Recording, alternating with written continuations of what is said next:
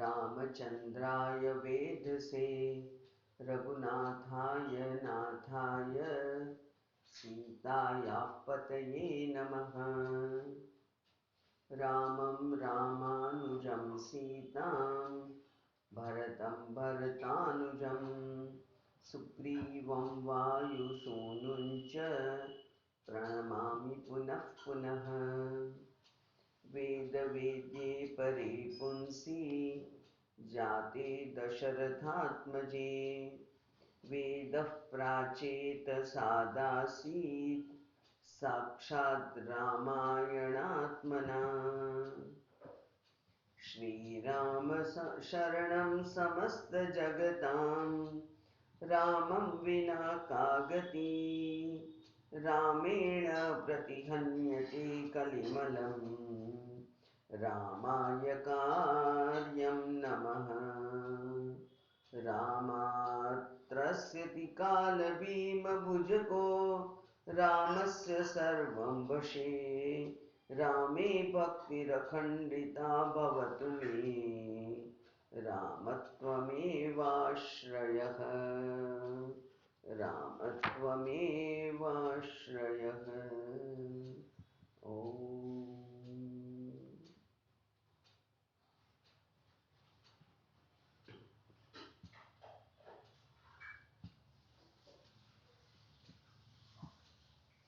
गई काले पेली नदीओनी વાત કરવામાં આપણી ભૂલ થઈ ગયેલી, બરાબર, જરા સુધારી દઈએ।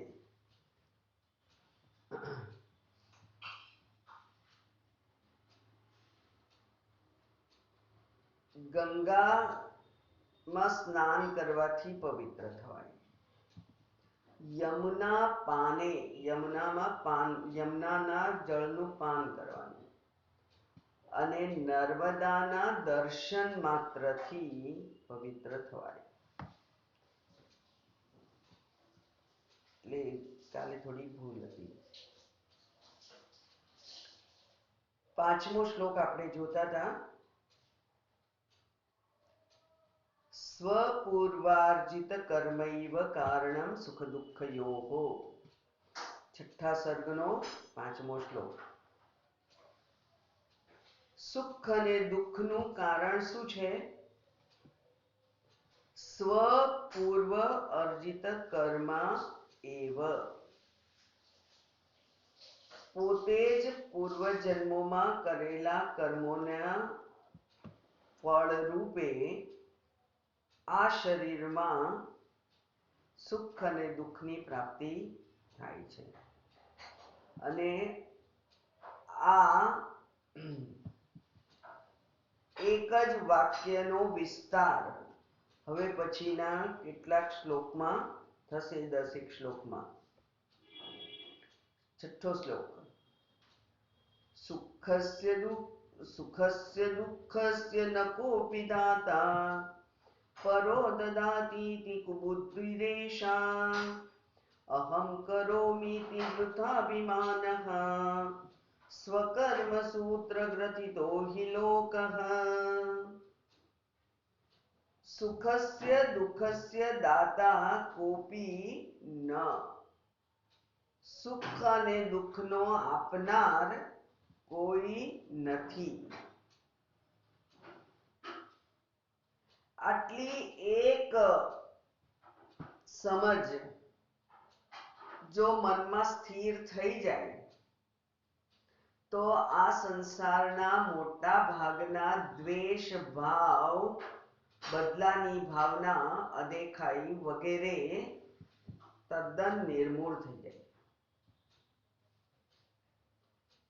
સુખ અને દુઃખ કોઈ આપી શકે જ નહીં, કોઈથી મળ્યા છે એવું માનવું એ શું છે? પરહ દદાતિ, બીજું કોઈક મને આપે છે, ઇતિ કુબુદ્ધિ, એ આ કુબુદ્ધિ જ છે, એષા કુબુદ્ધિ, આ કુબુદ્ધિ છે કે કોઈક મને સુખ અને દુઃખ આપે છે।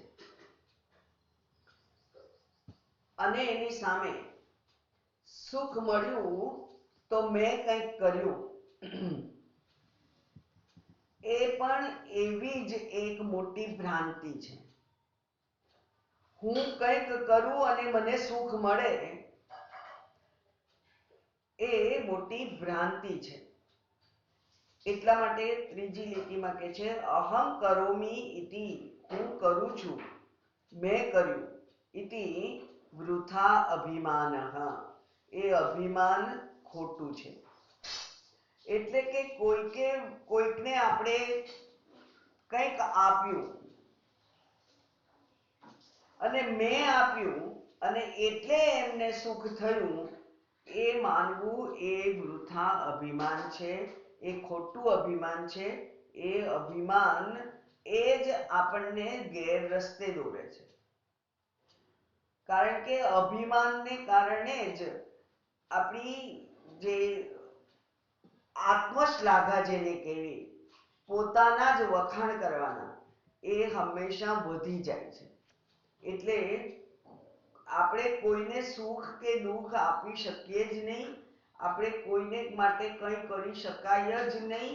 ધારો કે મેં ખાવાનું આપ્યું કોઈકને, પણ જો એના પ્રારબ્ધમાં ના હોય તો એ ખાવાનું વેરાઈ જાય, એ ખાવાનું પડી જાય, ગમે તે થાય, પણ એને ખાવા ના મળે. એટલે એ એના પ્રારબ્ધમાં હતું એટલે એ મળ્યું છે. એટલે કે એના પ્રારબ્ધ ક્યાંથી આવ્યું? એને પોતે પૂર્વજન્મોમાં કમાયેલું. એટલે પોતે જ પૂર્વજન્મમાં કમાયેલું છે, જે એના દ્વારા એને કોઈક લાભ થયો. અને હું જો નિમિત્ત હોઉં તો નિમિત્ત એ કોઈ દિવસ કોઈ ક્રેડિટ લેવાની જરૂર નથી. વૃથાભિમાનઃ અહમ કરોમી ઇતિ વૃથાભિમાનઃ. બાળકોને ઉછેર્યા છે. પરમાત્માએ તમને એમની મૂડી સાચવવા આપી છે. તમારાથી જે પ્રમાણે સચવાય એ પ્રમાણે સાચવવી, એ મેં કર્યું છે. મેં આ લોકો માટે બહુ દુઃખ સહન કર્યું, કે મેં બહુ દુઃખ સહન કરીને એમને સગવડ આપી, એ માનવું પણ એ ખોટું છે. એ પણ પોતપોતાના પ્રારબ્ધ લઈને આવે છે અને એમને એમના પ્રારબ્ધ પ્રમાણે મળે છે. એ આપણા દ્વારા મળે કે બીજા કોઈક દ્વારા મળે, એ એના પ્રારબ્ધનું લઈ જાય છે. એને આપવા વાળું કોઈ છે નહીં. એટલે જેના દ્વારા પણ અપાયું હોય, ઈવન મા બાપ હોય કે પછી બીજા કોઈ પાડોશી હોય, સગા સંબંધી હોય, જેના પણ દ્વારા અપાયું છે, એ માત્ર નિમિત્ત છે. એટલે આપણે કોઈનું પૂરું કરતા નથી. આપણે કોઈને કંઈ આપી શકીએ જ નહીં. અને આપ્યું તો એના માટે અભિમાન કરવું એ પણ વૃથા છે, એ પણ ખોટું છે. એટલે અહમ કરોમી ઇતિ વૃથાભિમાનઃ સ્વકર્મ સૂત્ર ગ્રથિતો હિ લોકઃ. આખું બ્રહ્માંડ, દરેક વસ્તુ પોતપોતાના કર્મથી જ સર્જાયેલી છે. સૂત્ર બાંધનાર કોણ છે? કર્મો બાંધનાર છે, બીજું કોઈ બાંધનાર નથી. પૂર્વના કાળમાં આપણને એમ લાગતું હોય કે જૂના જમાનાના લોકો આપણા કમ્પેરિઝનમાં વધારે સુખી હતા.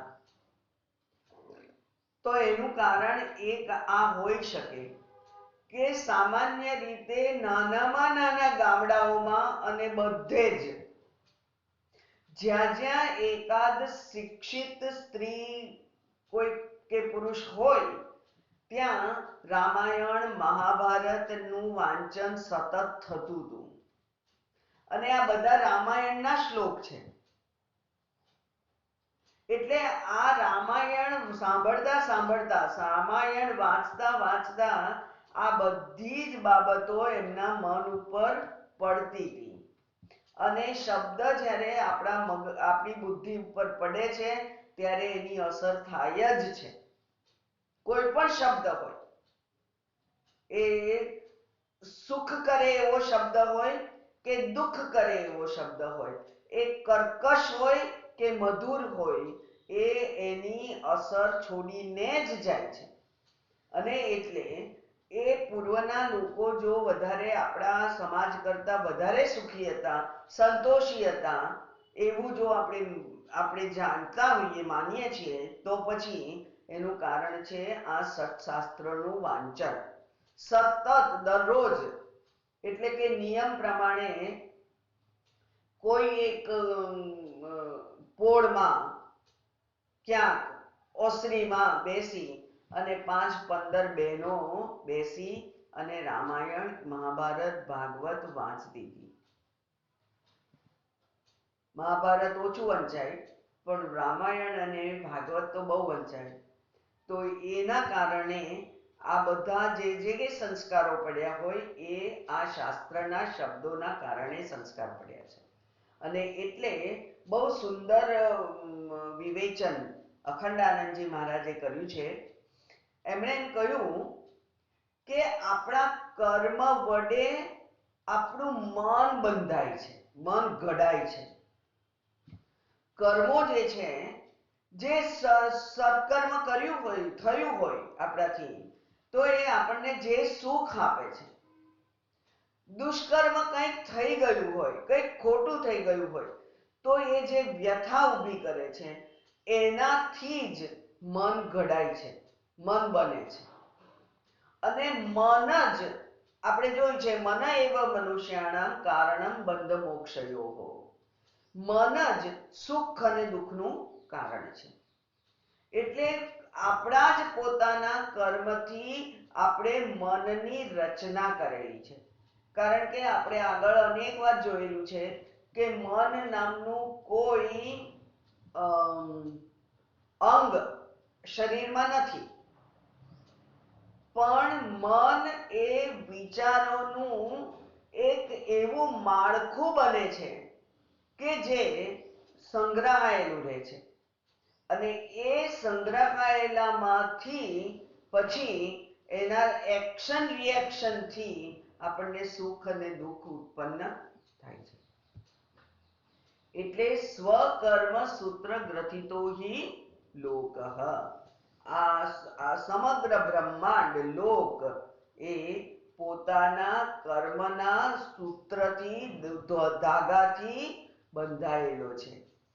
જેમ એક પક્ષીને આપણે બાંધી દીધું, પગ એનો બાંધી દીધો હોય દોરીથી, અથવા દોરી એના પગમાં લપેટાઈ ગઈ હોય, પછી શું થાય? એ ઉડવાનો પ્રયત્ન કરે, ઉડે, પણ જ્યાં સુધી દોરો છે ત્યાં સુધી એ ઉડી શકે, પાછું પોતાના જગ્યાએ જઈને એને બેસી જવું પડે. એવી રીતે આ મન પણ ઉડે, પણ એ ક્યાં સુધી ઉડી શકે? જ્યાં સુધી આપણા મનમાં જે સૂત્ર તૈયાર થયેલા છે એ સૂત્રની લંબાઈ જેટલી હોય એટલું આપણે ઉડી શકીએ, એનાથી વધારે ઉડાય નહીં. અને એટલે જ આપણે આપણા મનને જે પ્રમાણેના સંસ્કાર આપ્યા હોય એ જ પ્રમાણેનું વર્તન એ કરે છે. એટલે એની પાસેથી એના સિવાયની કોઈ અપેક્ષા પણ ના રખાય. આ મારું મન બહુ જ વ્યાકુળ થઈ જાય છે, મારું મન બહુ ચિંતા કરે છે, બહુ ઢીલું છે, પોચું છે, એ કે કઠણ છે, જે કંઈ છે તે મેં જ બનાવેલું છે. મારા જ કર્મોના સંસ્કારથી મન બનેલું છે. સ્વકર્મ સૂત્ર ગ્રથિતો હિ લોક. અને એટલે એના પછીનો શ્લોક ખૂબ સુંદર છે. સુકૃન મિત્રારુદાસીન દ્વેષ્ય મધ્યસ્થ બાંધવાઃ સ્વયમેવાચરન કર્મ તથા તત્ર વિભાવ્યતે. સુકૃત આખું લિસ્ટ આપેલું છે આપણા સંબંધનું. સુહૃત એટલે જે કોઈ અપેક્ષા વગર, બદલાની કોઈ અપેક્ષા વગર મદદ કરે છે એ સુહૃત છે. મિત્ર, મિત્ર એ સામે બદલાની અપેક્ષા કરે છે, એટલે કે મેં એને મદદ કરી તો એ મને મદદ કરશે જ ને, એવી અપેક્ષાથી જે કરે છે એ મિત્ર છે. ઉદાસીન, ઉદાસીન એટલે જે મદદ નથી કરતો અને જે દુઃખ પણ નથી આપતો, એને આપણી સાથે કોઈ એવો સંબંધ જ નથી, એ ઉદાસીન. દ્વેષ્ય, જેનો આપણને દ્વેષ થાય છે, અથવા મધ્યસ્થ,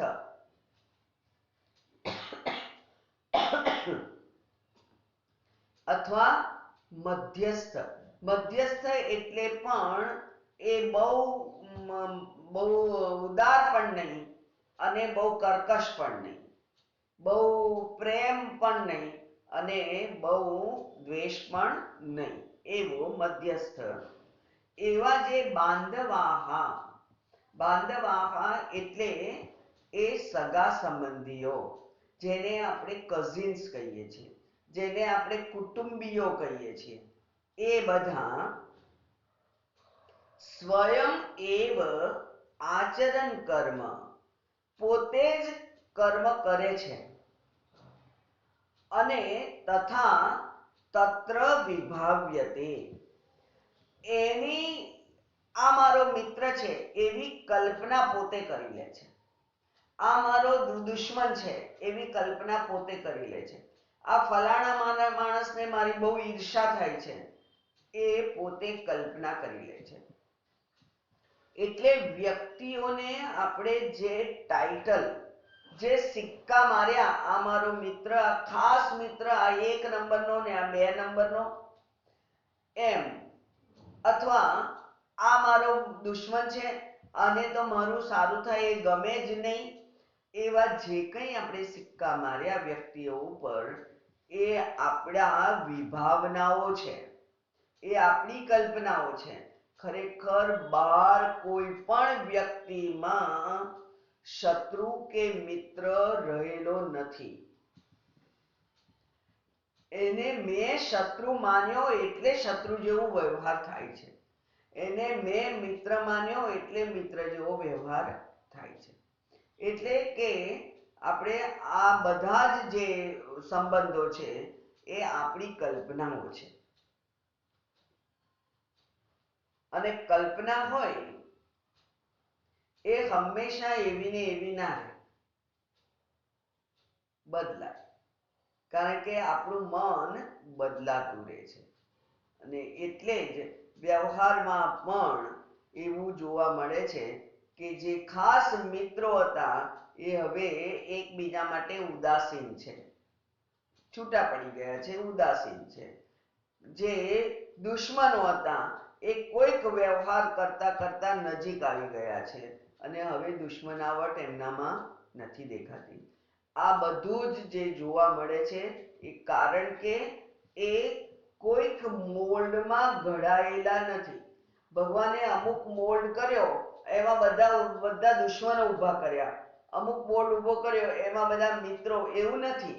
ભગવાને તો બધા વ્યક્તિઓ, માણસો ઘડ્યા, અને એ માણસોમાં મેં મારા મનના સ્થિતિ ઉપરથી કોઈકને સુહૃદ ગણ્યો, કોઈકને મિત્ર ગણ્યો, કોઈકને શત્રુ ગણ્યો. એટલે મારું મન જ બધી કલ્પનાઓ કરે છે. ખરેખર મિત્ર શત્રુ જેવા કોઈ વ્યક્તિઓ બહાર છે નહીં. સુખમ વા યદિ વા દુઃખમ સ્વકર્મ વશગો નરઃ યદ યદ યથાગતમ તત્તદ ભુક્ત્વા સ્વસ્થ મના ભવેત. માટે સુખમ વા યદિ વા દુઃખમ, સુખ હોય કે દુઃખ હોય, સ્વકર્મ વશગઃ નરઃ, વ્યક્તિ પોતાના કર્મને વશ જે કંઈ મળે છે તે ભોગવે છે. માટે યદ યદ યથા આગતમ, જે જ્યારે જ્યારે આવે, એનો અર્થ કે પ્રારબ્ધ જેમ જેમ ઉદ્ઘાટિત થતું જાય તેમ તેમ ભુક્ત્વા, ભોગવીને સ્વસ્થ મના ભવેત, સ્વસ્થ મન વાળો તું બન. લક્ષ્મણજી કોને કે છે? પેલા ગુહને કે છે. નિષાદ રાજ્યના જે પુત્ર છે એને કે છે કે તું જે કઈ ભવિષ્ય આપણા માટે ઉદ્ઘાટિત કરે એને ભોગવવું. એટલે જ જેણે બધો જ ત્યાગ કરેલો છે એવા સંન્યાસીઓને પણ જો ભક્તો જાત જાતના ભોગ લાવીને આપે તો એ ભોગવે છે. કારણ કે એને એના પ્રારબ્ધમાં જે જે મળ્યું છે એનો એને ભોગ કરવાનો છે. બસ એ એક જ સૂત્ર છે કે સુખ આવ્યું તો તિતિક્ષા સમાધાન, અને સુખ આવ્યું તો પણ એને સમતાથી ભોગવવું. પણ નમે ભોગાગમે વાંછા, નમે ભોગ વિવર્જને, આગચ્છત્વથમાગચ્છત્વ ભોગવશ ગો મા ભવે, ભોગવશ ગો ભવેત. નમે ભોગાગમે વાંછા, ભોગ આવે એવી મારે કોઈ વાંછા નથી, ઈચ્છા નથી. મને સુખ મળે, સુખના પદાર્થો ભેગા મળે, મને પ્રાપ્ત થાય એવી કોઈ ઈચ્છા મને નથી. અને ભોગ વિવર્જને, અને ભોગ આયા તો આ બધું ક્યારે જતું રહે એવી પણ મારે કોઈ ઈચ્છા નથી. એટલે સુખના સાધનો આવે તો એનો પણ સ્વીકાર, અને દુઃખ આવે તો એનો પણ સ્વીકાર.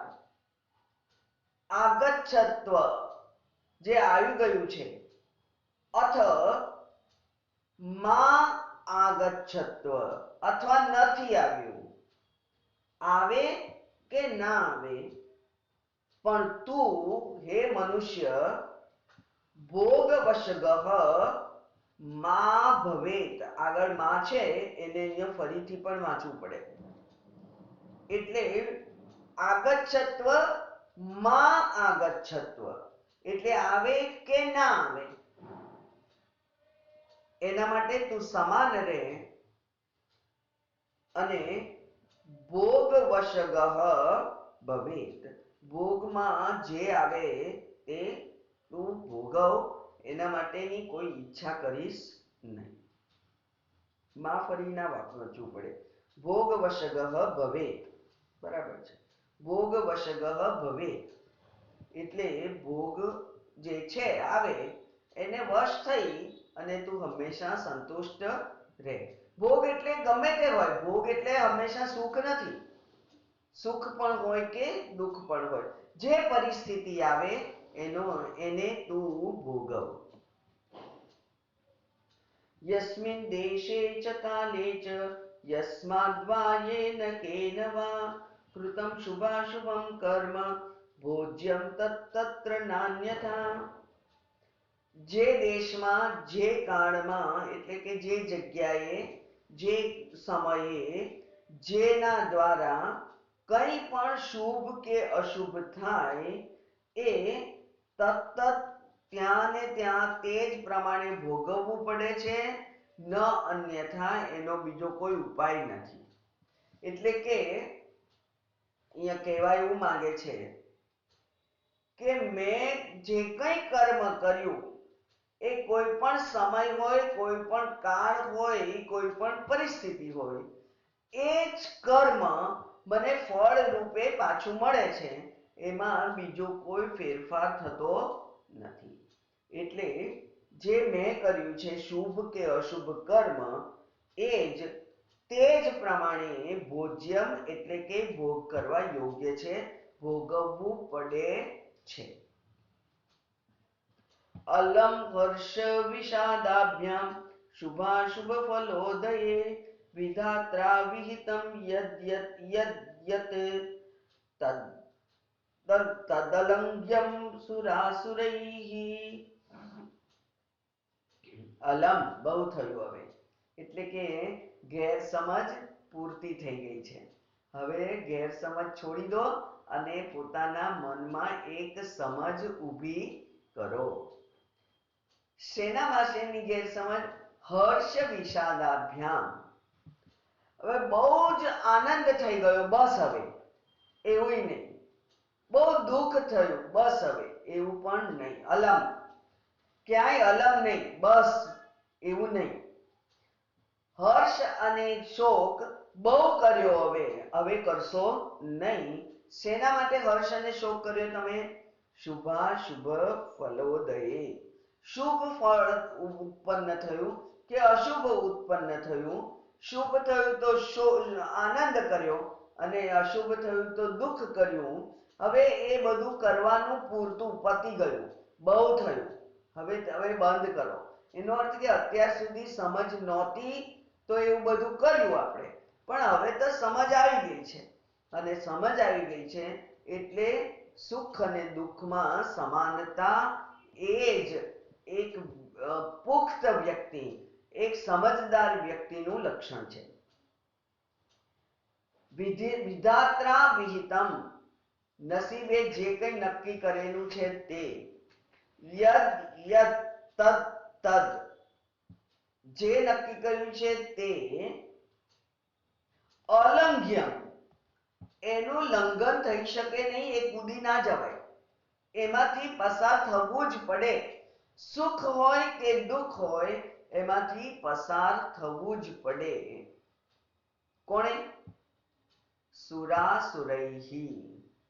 એ સુર હોય કે અસુર હોય, એ દેવ હોય કે દાનવ હોય, પણ જે કંઈ વિધાતાએ નક્કી કરેલું છે એ સ્થિતિમાંથી પસાર થવું જ પડે. આ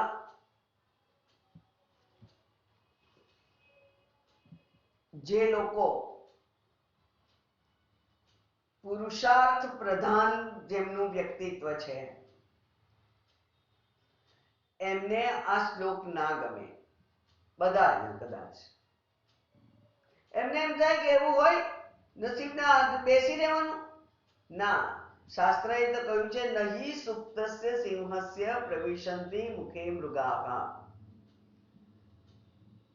સુતેલા સિંહના મોઢામાં મૃગલા જતા નથી, શિકાર જતો નથી. એને પુરુષાર્થ કરવો પડે. એટલે કાર્ય કરવા સમયે પુરુષાર્થ તો કરવો જ પડે. સિંહ હોય, એને ભૂખ લાગે તો બહાર જંગલમાં ફરવા નીકળવું પડે, આમ તેમ જોવું પડે. કોઈ શિકારી નાનું પ્રાણી દેખાય તો એના ઉપર દોડીને તરાપ મારવી પડે, અને તો જ એને ખાવા મળે, નહીં તો ના મળે. એટલે પુરુષાર્થ જ્યારે મેળવવાનું છે ત્યારે પુરુષાર્થ કરવાનો. પણ આ પ્રારબ્ધની વાત શેના પૃષ્ઠભૂમિમાં સાચી મનાય? જ્યારે ફળ આવે છે ત્યારે પ્રારબ્ધ અનુસાર જ આવે છે. એટલે આપણે પણ મનુષ્ય હોઈએ કે બીજું કોઈ પણ પ્રાણી હોય, એને પોતાના જીવનને સુખી કરવા માટે, સગવડભર્યું બનાવવા માટે જે કોઈ ઈચ્છાઓ થાય એ પૂરી કરવા માટે એને પ્રયત્ન, પુરુષાર્થ તો કરવો જ પડે. પણ પુરુષાર્થ કર્યા પછી મને ના મળ્યું, એનો જે રંજ છે એ રંજ ના રહે. પેલો સિંહ પણ શિકારે નીકળે, પણ કોઈક વાર એકેય શિકારી હાથમાં ના આવે એવું પણ બને.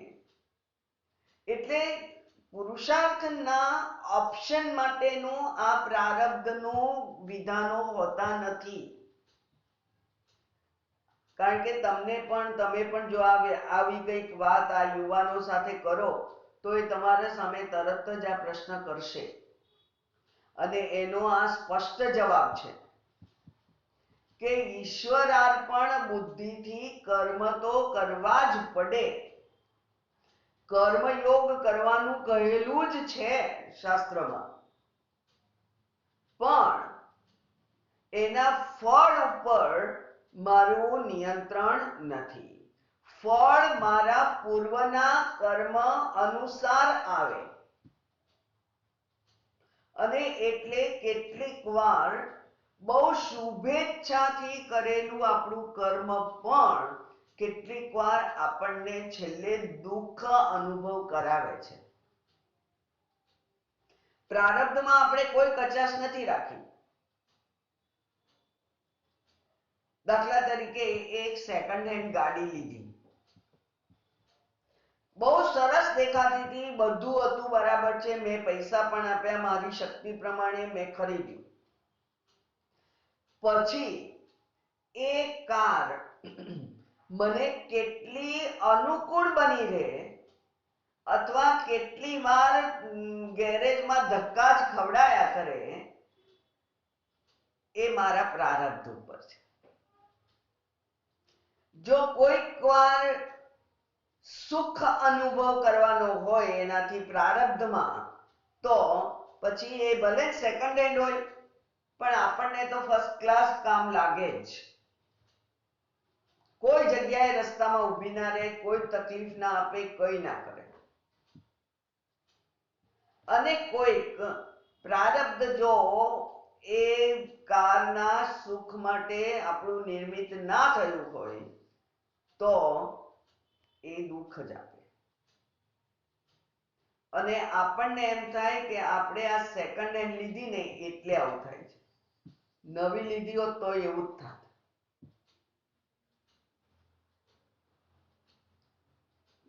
એટલે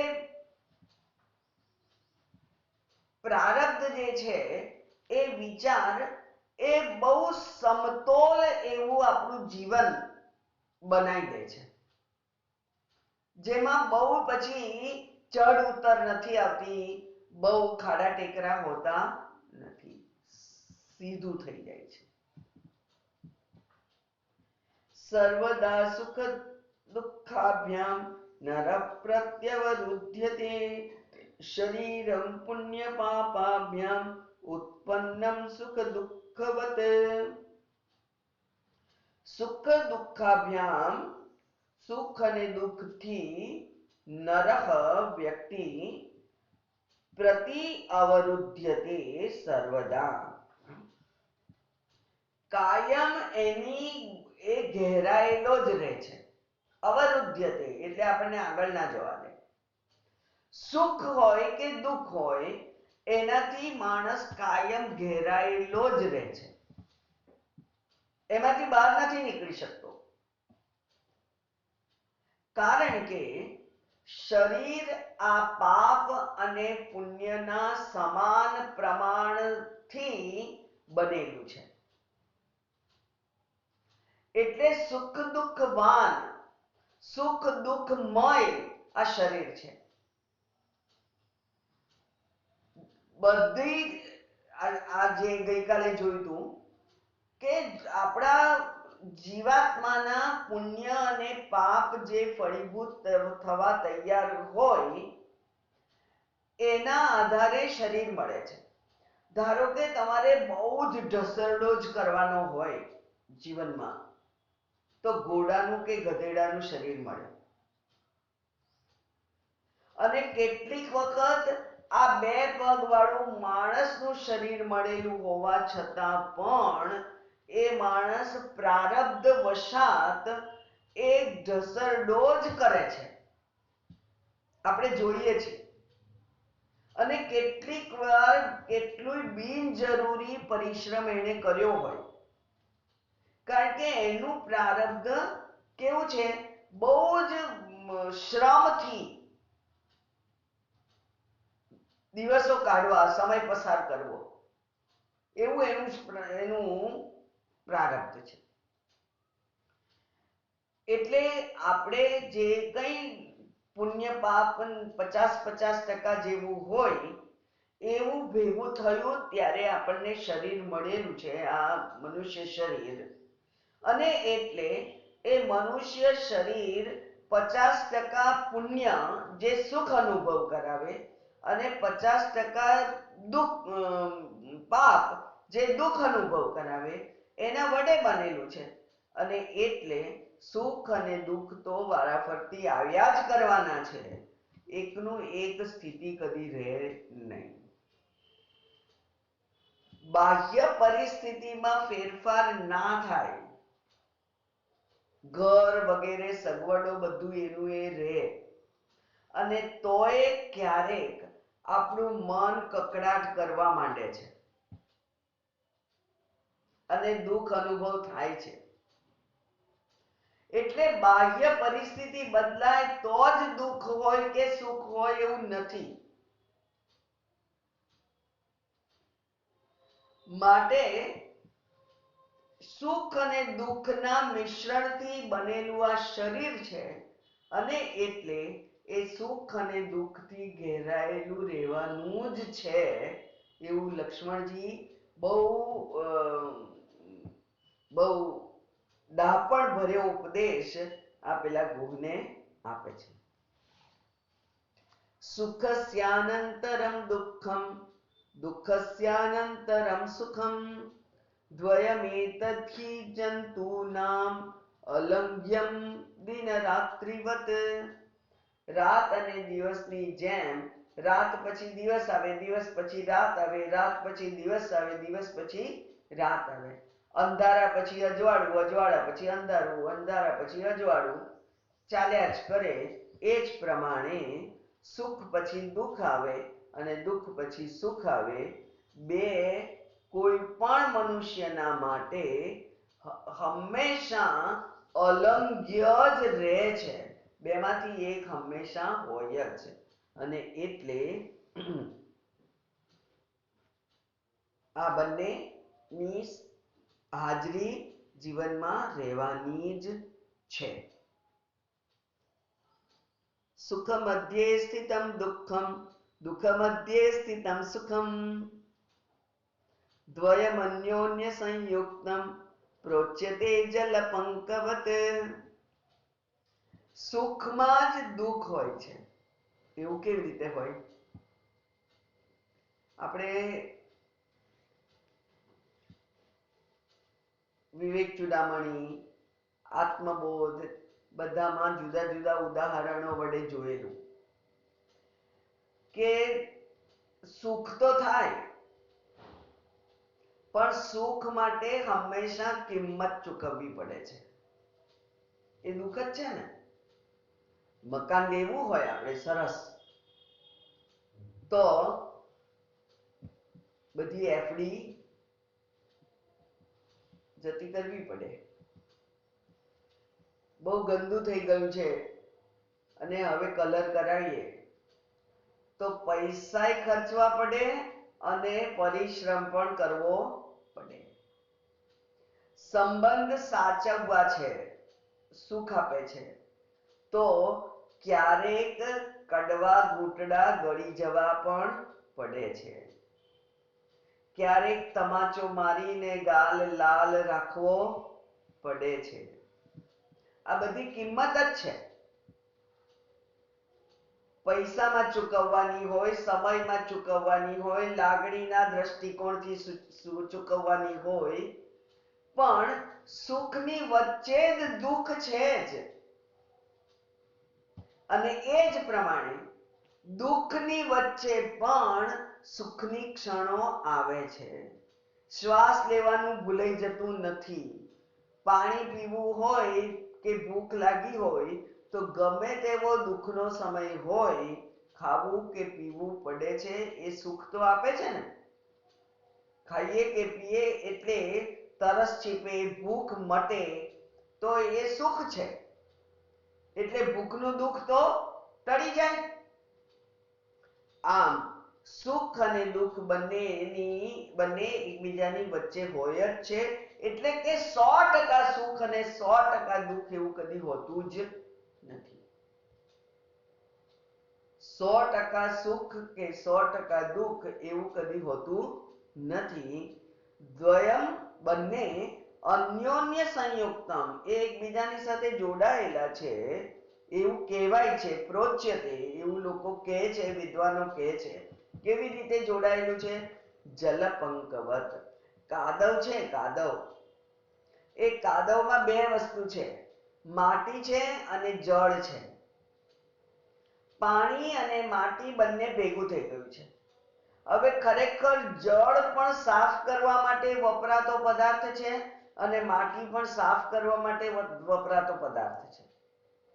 પણ એ બે ભેગા થઈ ગયા છે તો એનાથી જે આપણા પગને ચોંટે કાદવ, એ ઘેર આવી અને બહાર ઉભા રહી અને ધોવો પડે, તો પછી ઘરમાં ગંદુ ના થાય.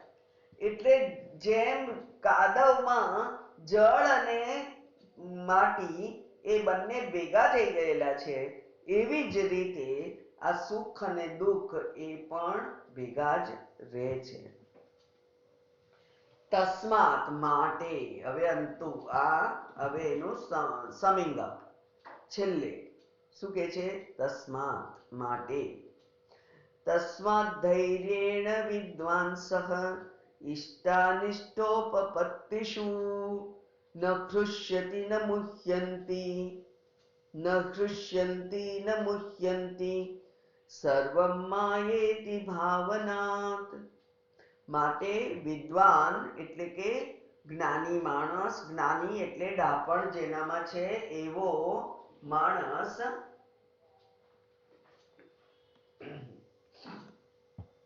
ઇષ્ટાનિષ્ટ ઉપપત્તિષુ, ઇષ્ટ અને અનિષ્ટનું જ્યારે ઉદ્ઘાટન થાય ત્યારે, ગમતી પરિસ્થિતિ કે ના ગમતી પરિસ્થિતિ જ્યારે ઊભી થાય ત્યારે ન હૃષ્યતિ ન મુહ્યતિ, ગુસ્સે પણ થતો નથી અને બહુ ગેલમાં પણ આવી જતો નથી, મોહ પણ એને થતો નથી. કારણ કે જાણે છે કે સર્વમ માયા ઇતિ, આ બધું માયા જ છે. અને માયા એટલે શું? જે નથી પણ દેખાય છે એ માયા.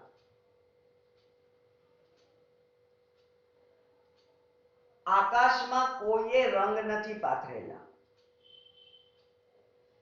પણ કોઈક જળ બિંદુમાંથી સૂર્યના કિરણો પસાર થાય અને ત્યાં મેઘધનુષ દેખાય છે. માયા છે. એ કોઈ રંગ પાથરવા ગયું નથી.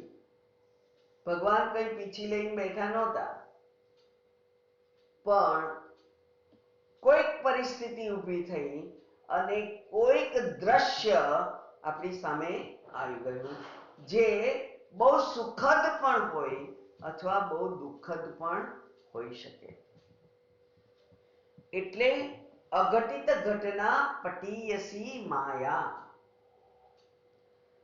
જે નથી જ બન્યું, અઘટિત, જે બન્યું જ નથી એનું નિર્માણ જે કરી બતાવે એ માયા.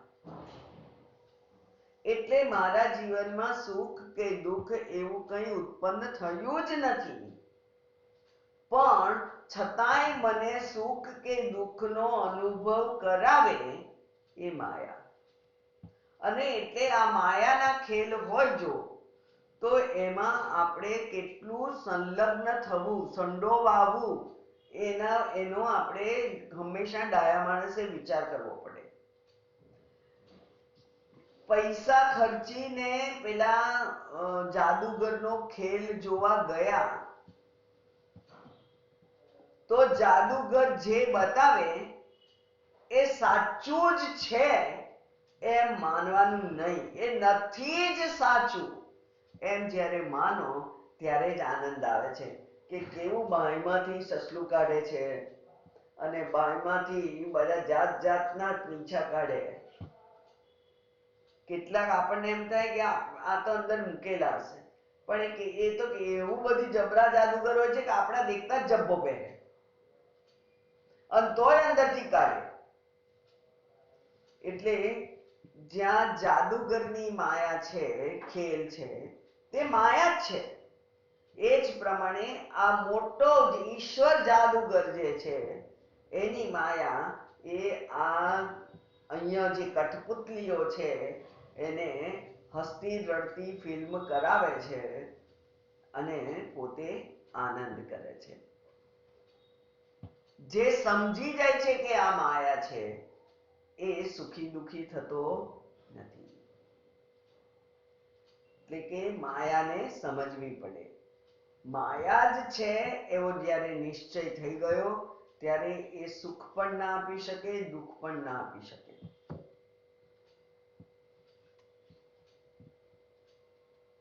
આટલું સાંભળ્યું અને ગુહને જ્ઞાન આવી ગયું હોવું જોઈએ. લક્ષ્મણજીએ કર્મનો સિદ્ધાંત ગુહને સમજાવ્યો. 16મો શ્લોક. ગુહ લક્ષ્મણયોરેવં ભાષતોર્વિમલં નભઃ બભૂવ રામ સલિલં સ્પૃષ્ટ્વા પ્રાતઃ સમાહિતઃ ઉવાચ શીઘ્રં સુદૃઢાં નાવમાનય મે સખે. ગુહ લક્ષ્મણયોઃ એવં ભાષતઃ.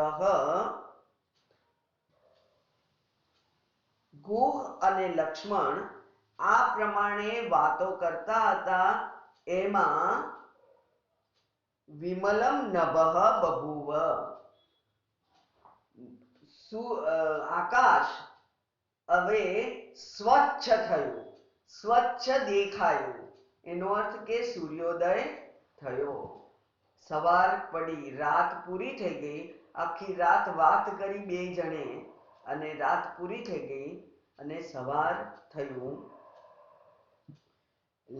રામ અને એટલે પછી રામે શું કર્યું?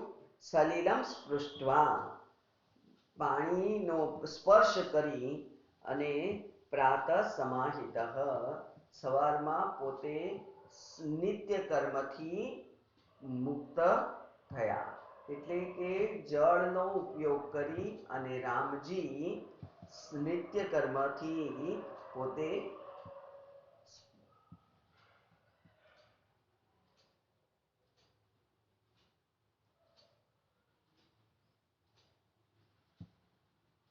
સવારની ક્રિયાઓ કરી. અને પછી શું કહ્યું? ઉવાચ, ગુહને કહ્યું, શીઘ્રમ સુદૃઢામ નાવમ આનય મે સખે. હે મારા સખા, જલ્દી હવે તું એક સુદ્રઢ નાવ લાવ. સુદ્રઢ નાવ લાવ કે જેથી હવે અમે અમારી આગળની યાત્રા શરૂ કરીએ. શ્રુત્વા રામસ્ય વચનમ નિષાદાધિપતિ ગુહઃ સ્વયમેવ દૃઢાં નાવમ આનિનાય સુલક્ષણામ. રામના વચન સાંભળી અને નિષાદાધિપતિ ગુહઃ, નિષાદ એટલે કે નિષાદ રાજ્યનો રાજા, એણે ગુહ છે જે તે પોતે જ દ્રઢામ નાવમ આનિનાય, દ્રઢ એટલે સરસ મજબૂત એવી નાવ લઈ આવ્યો કે જે સુલક્ષણામ, કે જેના લક્ષણ સારા હતા. એટલે કે સરસ સારી રીતે બનાવેલી એવી મજબૂત નાવ એ હતી. સ્વામિનારુહ્યતામ નૌકા સીતયા લક્ષ્મણેન ચ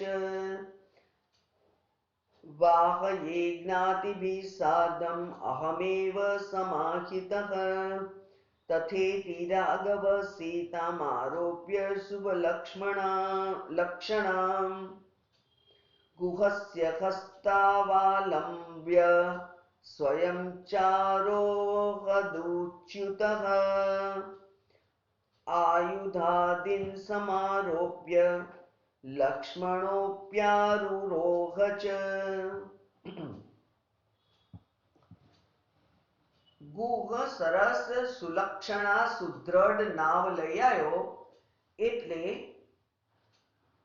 પોતે જ રામ પોતે સ્વામીન ન આરુહ્યતામ નૌકામ સીતયા લક્ષ્મણેન ચ, એ કે છે હે સ્વામી આરુહ્યતામ, હવે આપ આરોહણ કરો, ચઢો નાવ ઉપર, સીતયા લક્ષ્મણેન ચ, સીતા અને લક્ષ્મણ સહિત આપ હવે હે સ્વામી આ નાવ ઉપર પધારો. એ નાવનું સંચાલન કોણ કરશે? હું કરીશ.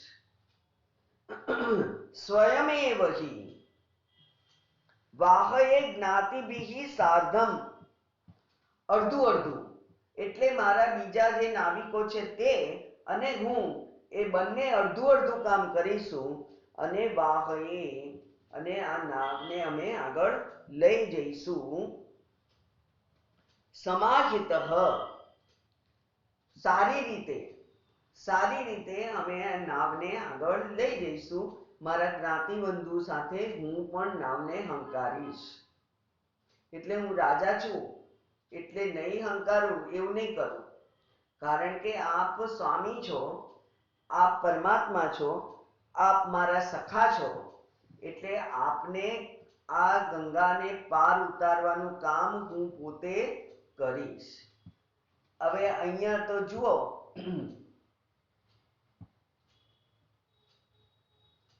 પેલો એક કેવટ અને આ ગુહ એમ તો બંને સરખા જ છે. બંને જણ નાવ વડે નદી પાર ઉતારવાનું કામ કરે છે. પણ જેવી ભક્તિ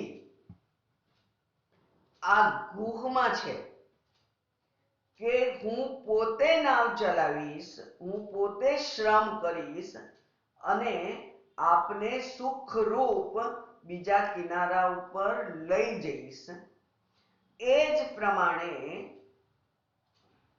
ભગવાન પણ ભક્તનું એ જ ધ્યાન રાખતા હોય છે. જેવી રીતે ભક્ત ભગવાન માટે નૌકાથી એમને નદી પાર કરાવશે, એમ ભગવાન પણ ભક્તનું એવું જ ધ્યાન રાખતા હોય છે કે જે ભક્તને પોતે લીડરશિપ લઈ અને આ સંસાર સાગર પાર કરાવે. એ અનુકૂળતા આપણને આપે છે, એક સુમતિ આપી, સારી બુદ્ધિ આપી અને આ વ્યવહારિક અનુકૂળતા કરી આપી. એ પરમાત્માના જ પરિશ્રમને કારણે આપણને પ્રાપ્ત થયેલું છે. અને એટલે એ પણ આ સંસાર સાગરને પાર કરવા માટે જાણે કે આપણી મદદ હંમેશા કરી જ રહેલા છે. તથા ઇતિ, બરાબર એમ પ્રમાણે થાવ, એટલે તું પણ ચાલ, તું નાવ તારે હંકારવી છે તો તને પણ હું લાભ આપું છું, ચાલ, બરાબર છે, એમ પ્રમાણે થાવ. તથા ઇતિ રાઘવઃ સીતામ આરોપ્ય શુભલક્ષણામ, શુભલક્ષણા સીતાને પહેલા નાવમાં બેસાડી. હંમેશા સ્ત્રી દાક્ષિણ્ય હોય જ, અને એટલે સ્ત્રીને પહેલા, પત્નીને પહેલા નાવ ઉપર ચઢાવી, પછી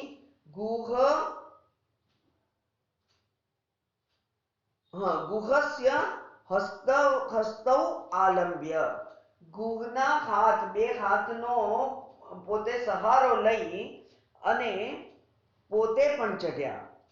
સ્વયં ચ આરોહત અચ્યુત, અચ્યુત એ અચ્યુત છે, પોતાના સ્થિતિમાંથી એટલે કે પરમેશ્વરના પદમાંથી પોતે નીચે નથી પડી ગયા, પણ છતાં એ પેલા ગુહના બંને હાથનો સહારો લે છે. કોઈનો સહારો લઈએ એટલે આપણે નીચા ના પડી જઈએ, સહારો જ્યાં જરૂર હોય ત્યાં લેવો પડે. ભગવાન પણ પેલા ભક્તનો હાથ પકડે છે અને સહારો લઈને ઉપર ચડે છે નાવમાં. રાજા સેવકનો હાથ પકડે અને પછી પેલા નદી ઉપર ચડે છે. એટલે હું કોઈનો સહારો ના લઉં એવી આપણી જીદ ધારો કે હોય તો એ પણ ખોટી છે. જ્યાં જરૂર હોય ત્યાં આપણા કરતા જે નિમ્ન સ્થિતિમાં છે એનો પણ આપણે હાથ પકડીને એની મદદ લઈ અને આપણી મુશ્કેલી પાર કરવી જોઈએ એવું શીખ ભગવાન એમના વર્તનમાંથી આપે છે. કે છે ભગવાન ગુહસ્ય હસ્તૌ આલંબ્ય, એના બે હાથ પકડી અને પોતે પણ નાવ ઉપર ચઢ્યા, જે અચ્યુત છે એ. અને લક્ષ્મણો અપી આરુરોહ, લક્ષ્મણ પણ ચડ્યો, પણ લક્ષ્મણ કેવી રીતે? આયુધાદિન સમારોપ્ય, બધા આયુધોને પહેલા નાવમાં મૂક્યા અને પછી પોતે પણ ચડ્યો. ગુહસ્તાવન વાહયામાસ જ્ઞાતિભિ સહિત સ્વયં ગંગા મધ્યે ગતા ગંગામ પ્રાર્થયામાસ જાનકી. પછી જ્ઞાતિ ભાઈઓના સાથે ગુહે એ નાવને હંકારી અને ગંગાના મધ્યમાં ગયા. ત્યાં જાનકી માતાએ ગંગાને પ્રાર્થના કરી. દેવી ગંગે નમસ્તુભ્યમ નિવૃત્તા વનવાસતઃ રામેણ સહિતાહમ ત્વામ લક્ષ્મણેન ચ પૂજયે ઇત્યુક્ત્વા પરકૂલમ તૌ શનૈરુત્તીર્ય જગ્મતુઃ.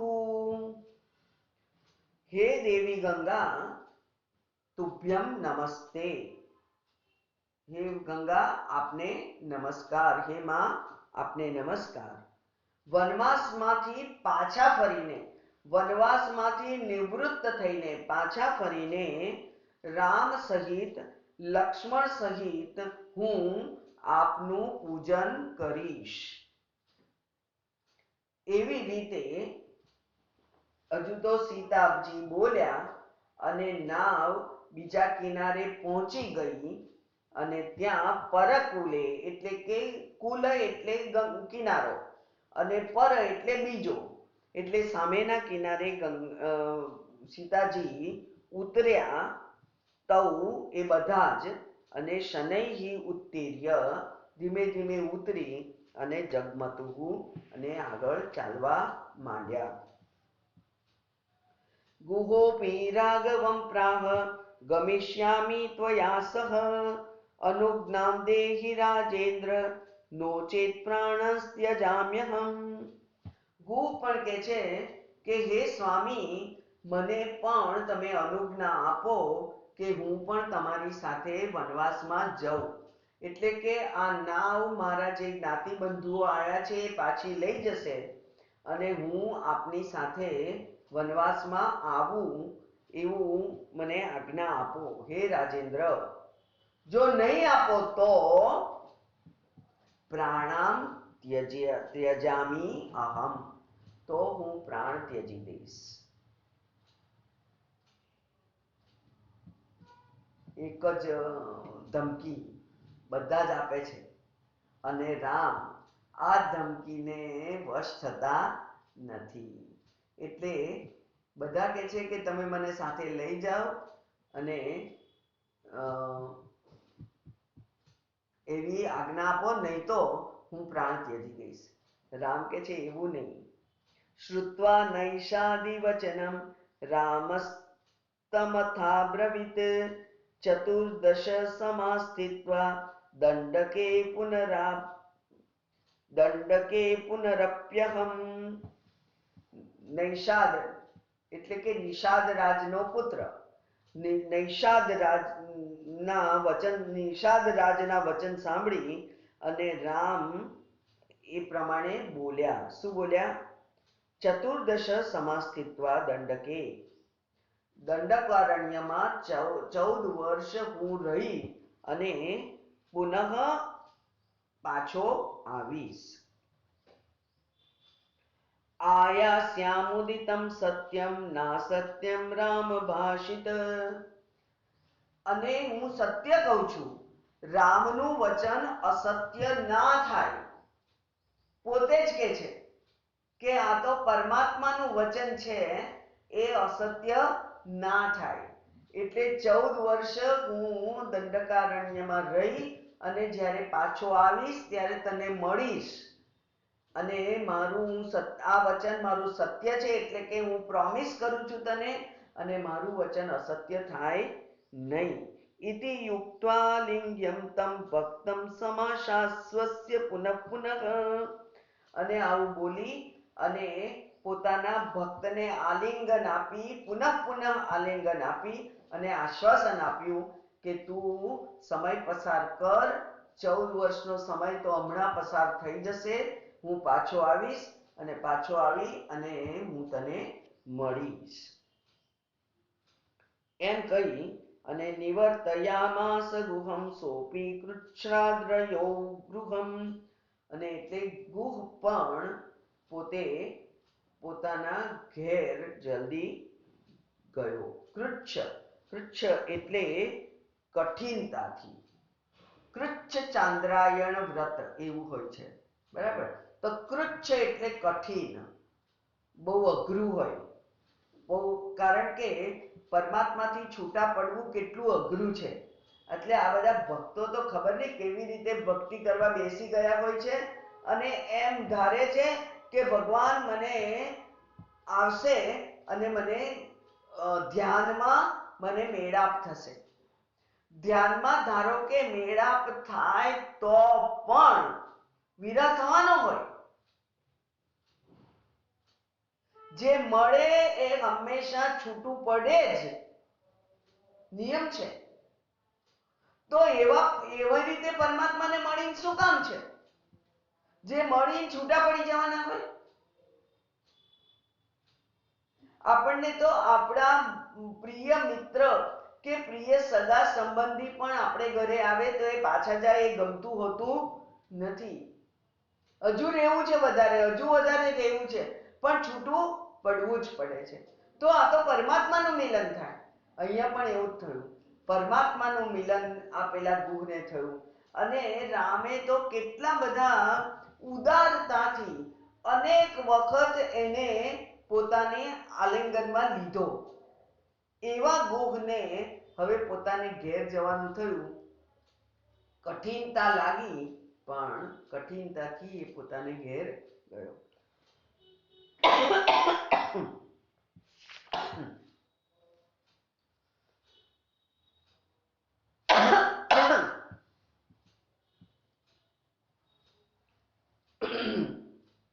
વધુ કાલે. ઓમ પૂર્ણમદ પૂર્ણમિદમ પૂર્ણાત પૂર્ણમુદચ્યતે પૂર્ણસ્ય પૂર્ણમાદાય પૂર્ણમેવાવશિષ્યતે. ઓમ શાંતિ શાંતિ શાંતિ. હરિ ઓમ. શ્રી ગુરુભ્યો નમઃ. હરિ ઓમ.